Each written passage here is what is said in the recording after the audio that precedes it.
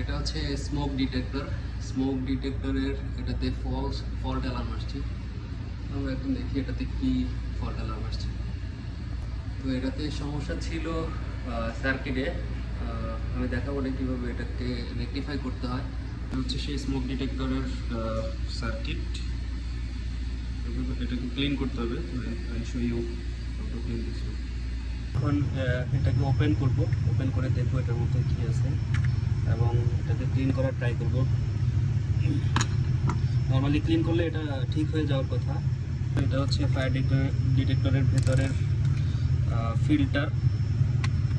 এখানে সেন্সর আছে দেখতেছেন, সেন্সর ময়লা হওয়ার কারণে সেন্সর থেকে ডিটেক্ট করতে পারে না, তার জন্য অ্যালার্ম আসে, ফল্ট অ্যালার্ম চলে আসে।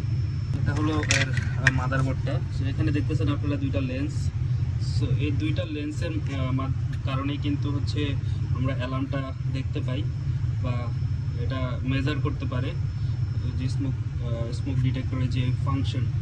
ঠিক আছে, তো এটা আমি আপাতত ক্লিন করে দিব। ক্লিন করে দিলে এটা ঠিক হয়ে যাবে।